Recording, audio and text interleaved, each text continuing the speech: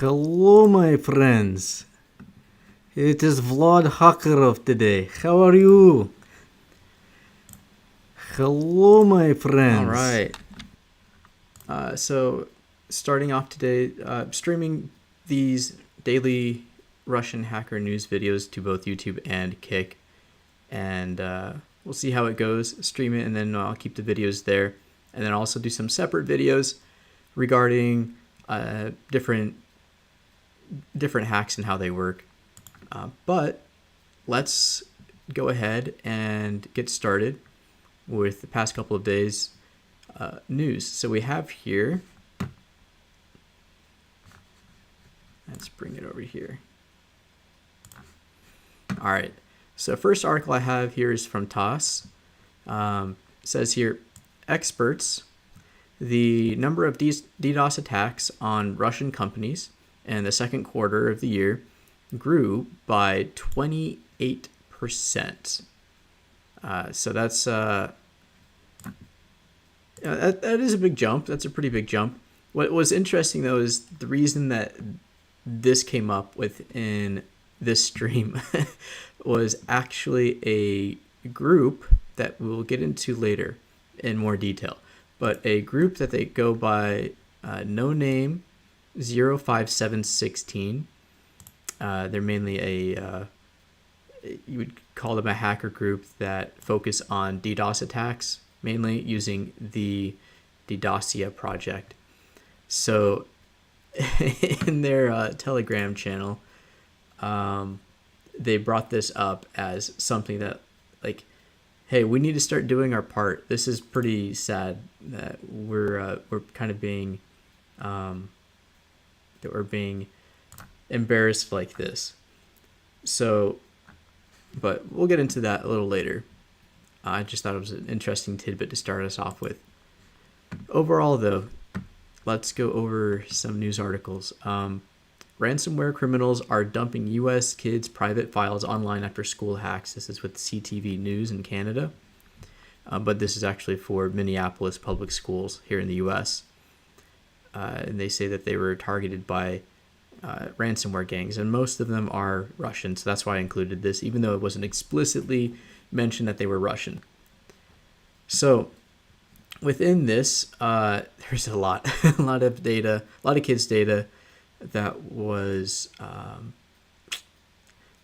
ransomed, and the school system never paid up, which, that is the usual action, is to not pay the ransom, because then of course it incentivizes them to do it more.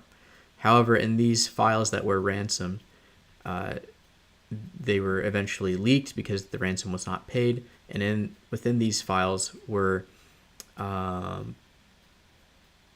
kids' personal details regarding what they talk about with school counselors. So sexual assault, as it mentions here, medical records, discrimination complaints, and this is for teachers as well, not just the kids.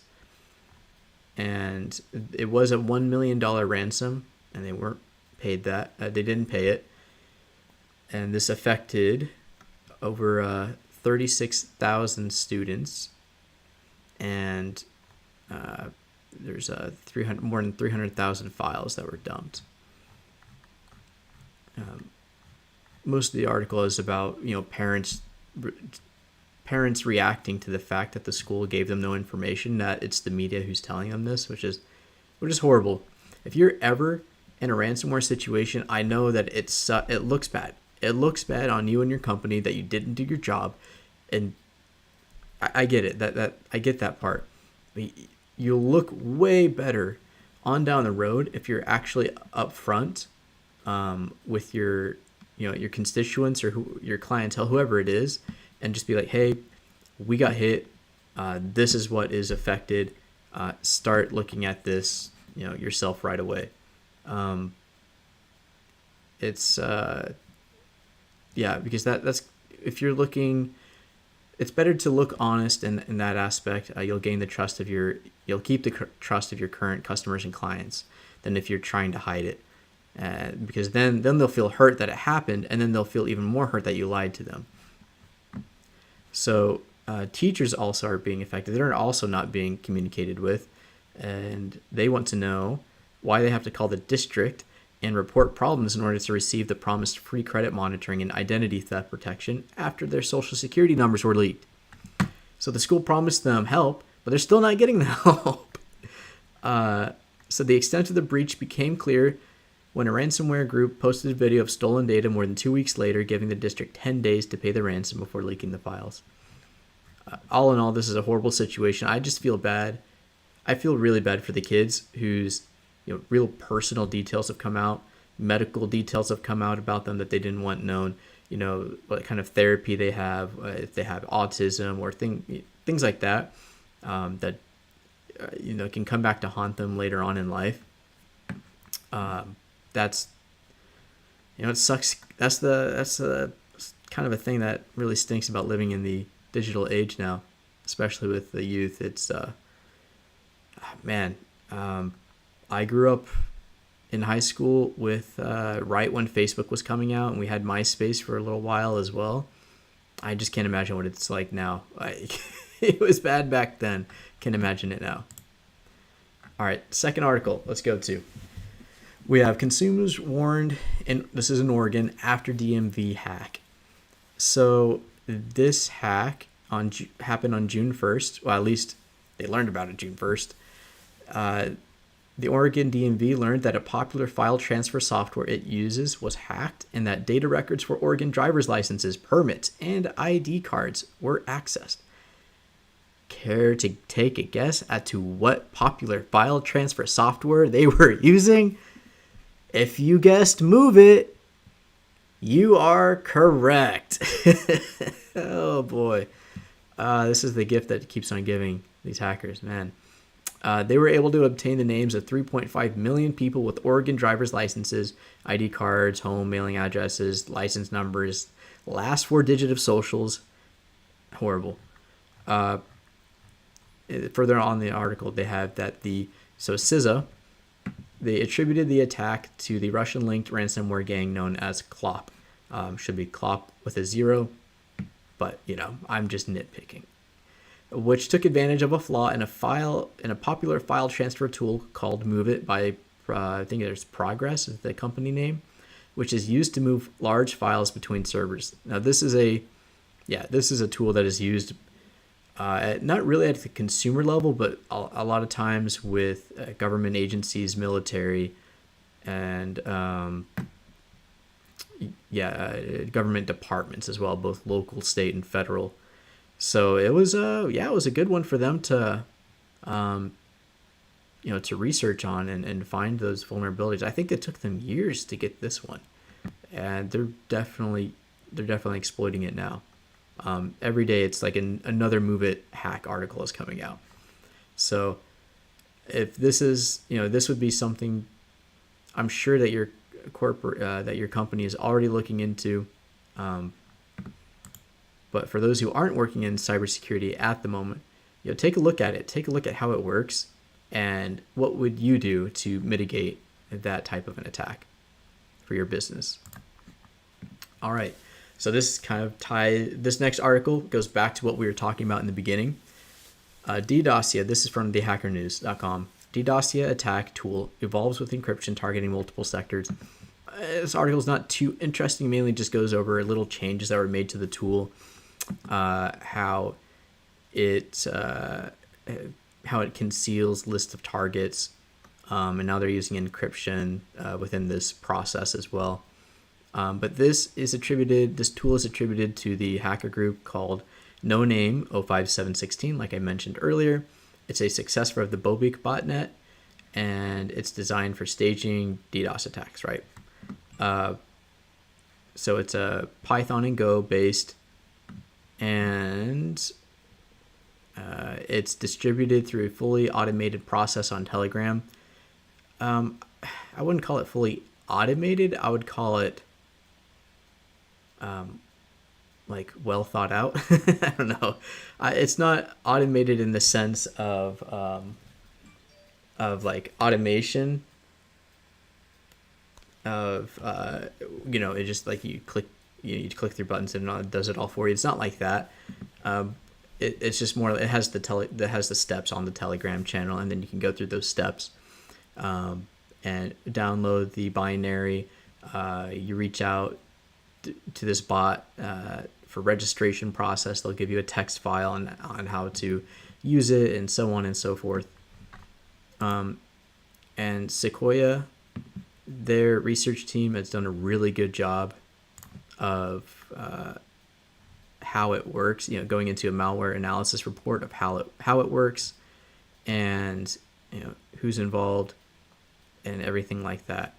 So again, you can see all the screenshots here from the Telegram channel, the files that are in it as well with samples, and we can go over here as well. So I'll bring my Telegram channel here. I made it bigger so everyone can see it easier. All right, so here is No Name. Let me bring this over. Here we go.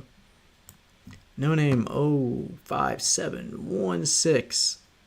All right, so this is the channel, and you can see here that it says, join us in our DDoS project. Here's the other Telegram. There's another chat. There's the Proton mail address for No Name, and there's an English version if you need it. So this is the base channel where they just kind of talk about main things about the tool and what's going on. Man, this is a new message, but anyway, so if you go from there and then you come here, this is the chat. This is the No Name 05716 chat. If you don't know Russian, that's fine. Usually it's easier to do it to translate on the mobile app. You just hold press down on the message, and a translate option will appear. So that's the chat. This is the reserve server, and this here is the main group, the main channel with the different groups here. So we have DDoSia manuals plus actual software, software I think would be the best way, right? PO, or is that operating system? I think it's software. Okay, and we scroll down here to the bottom. So it gives you the instructions on what to do, how to do anything. So you go to the bottom, you'll download it, then you register with the bot, DDoSia bot. After that, the bot will give you a file, help.txt. This is also mentioned in the Sequoia article. All these steps here, but you can do it yourself if you want. There's that, and you can check out the binaries that it gives you. So you come down here, you get the zip file, you open the zip file, and here are your binaries, right? So I haven't gone through the full process of registration yet. This will probably be something I do later on today to understand how it works and take a look at it. Not for involving myself at all, but just for research purposes. I don't really care for DDoSing someone. And you can go through these here. They have their their general chat, where they just kind of talk about random things about the project. And this is their like goals that they would have, that they're kind of presenting, of like different organizations, or countries that they should attack based on news articles that are coming out on who's supporting Ukraine in this war in against Russia. So that's that's pretty interesting. And then they also have the support channel, Russian support channel group, and then helpful materials. So you have the Linux Bible, hacking examples PDF. So different design modules like for Python, Android, Java, JavaScript, Node.js stuff. So a lot of things teaching people on how to design tools, the front end of tools as well as the back end. So they're actually teaching each other a lot of these things, which is cool. It's not a they don't gatekeep.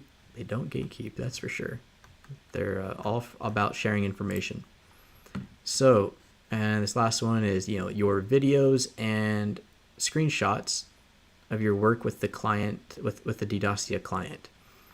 So we have people here showing it's like goal of the actualizations of one, and then the actual goals is that one. Successful answers, HTTP code 200 is 19. Total received of answers, that many, 2100. Total sent requests is 13,000. So I think this is what so it's that kind of same format. So this is what the tool must look like when you're using it within a terminal. Again, I'll take a look at it later, and just for research purposes, just to kind of see how they're using this. But my personal thing is, like, I don't really call this hacking. Like, this is cool, like, that you can do that. But I don't know, man. I've never considered this hacking. Is like, the DDoSing is kind of a it's very effective. It's very effective. So props to them for making an effective tool at what it wants to do, at what it aims to do. But it's just temporary. It does. I think the main thing is that it causes whatever organization or country to feel embarrassed. I think that's kind of a thing, and it makes waves in the news and things like that. But it's not like really hacking. You're not getting into the network. You're not,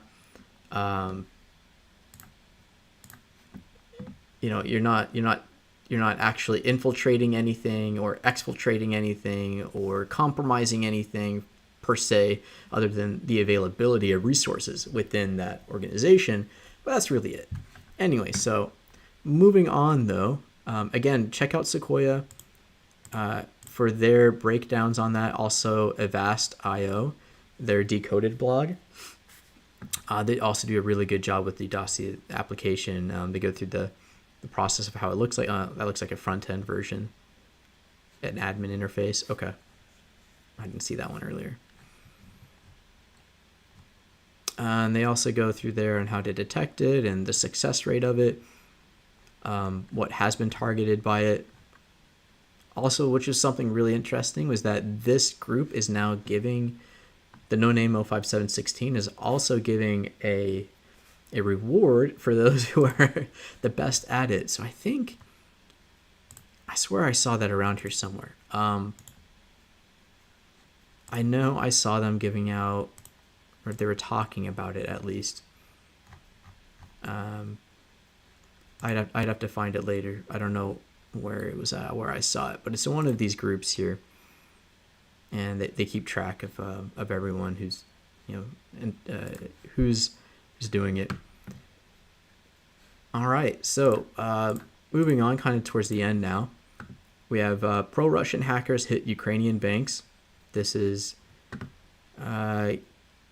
again regarding No Name. So they say here that back on June 27th, they were talking within this Telegram channel, the same one that I just had up here, right? That Telegram channel where they're talking about their goals, who they want to target. So this article is saying back on June 27th, they were talking about an attack on the financial sector of Ukraine. And since then, there have been a dozen major Ukrainian banks have been DDoSed.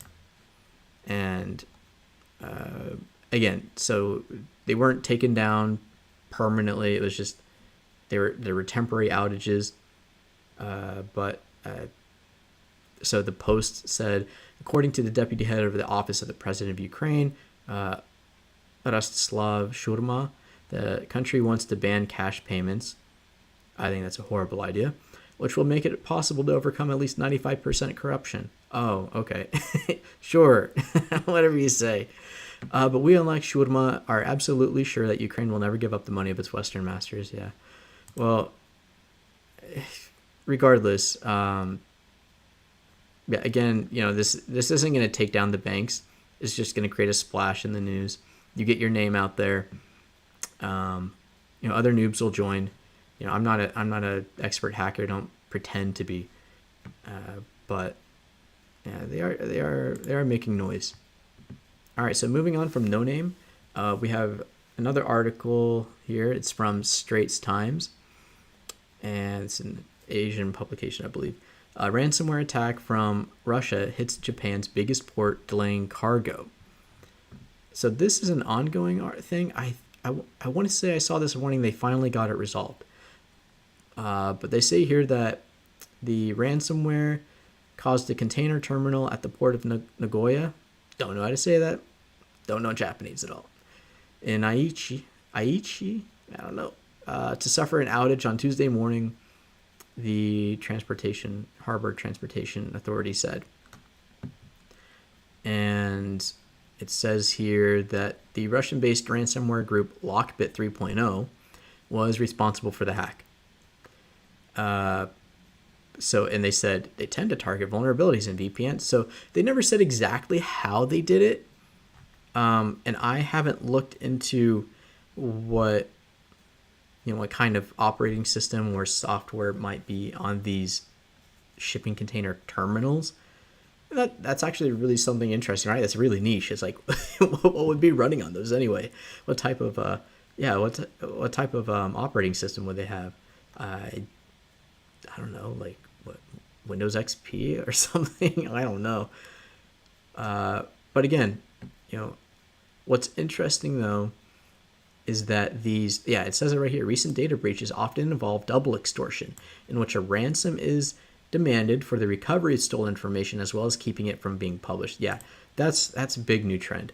I remember like 5 years ago when ransomware, all it meant was your data is all encrypted, pay us the ransom, or else you don't get the key and you lose all your data because it's all encrypted.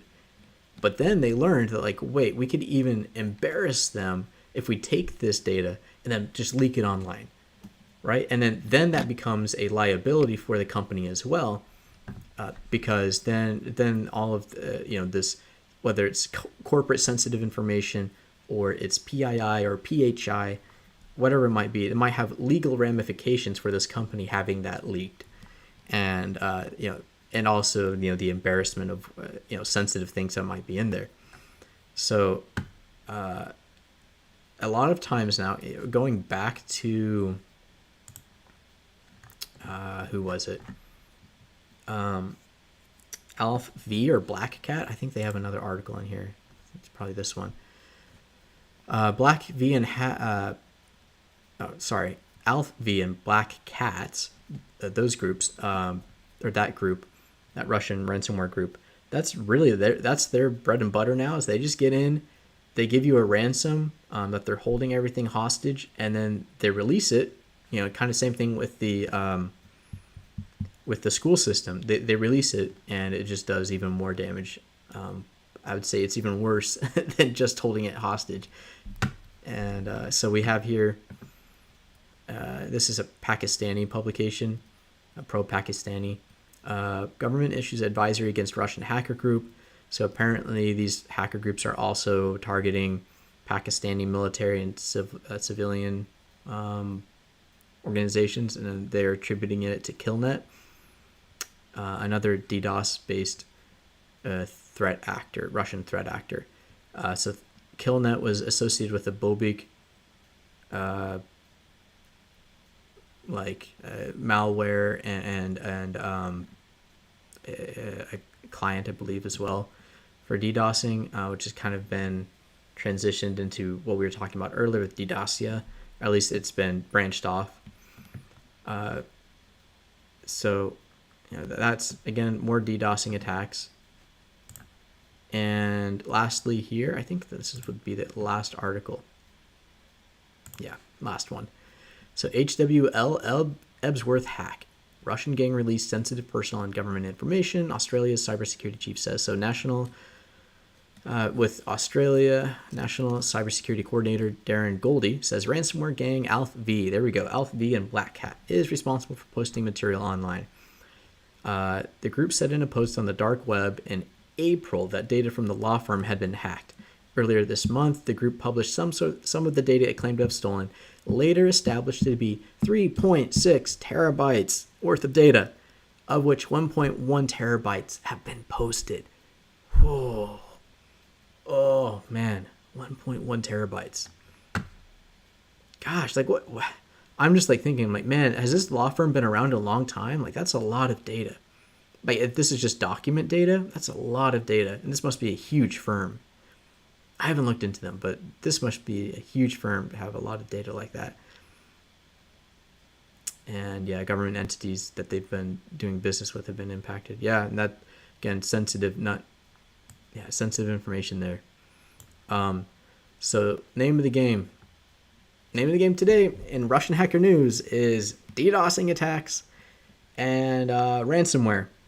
So main thing, as we see with ransomware, such as in the Japanese port, they said it was with they alluded to something with a VPN or an RDP protocol, which for me makes it sound like it's the MoveIt file transfer application, which is also, as we read in other articles today and in the previous video, that this is an ongoing vulnerability that is being actively exploited, and mainly this is affecting government agencies, both local, state, federal, international, and their infrastructure as well. Right? This seems to be, this is not going away, and it's people need to make sure that they know what's on their network. And that second half of the everything today was on DDoSia. Again, if you're interested in looking into that more, go to their Telegram channel here. No name. So here we go. No name 05716. Just go there, and then from there you can go down the rabbit hole of all of their different channels and groups. You can download. Once you get to this one here, what is it called? DDoSia project. Once you get to that group, and then you can go into the sub channel with DDoSia manuals and the actual software. Download it, take a look at it. I don't advocate actually using it against anyone. Just take a look at it for research purposes. But that is really all that I have at this time. So yeah, those are all the only articles that I have today. If there's anything that you guys find interesting, in regards to the Russian hacker community, please reach out. I'd love to learn more. I'm always learning more each day, and I want to try to do these daily live streams of news, and then put out videos of how these things, breaking down how certain techniques and tactics of these separate Russian groups, how they work. Maybe even do like mini documentary stuff on each group and who they are. I think would be kind of cool, making it fun. But I'll wrap it up here. Thanks for checking it out, and до свидания, comrades. Later.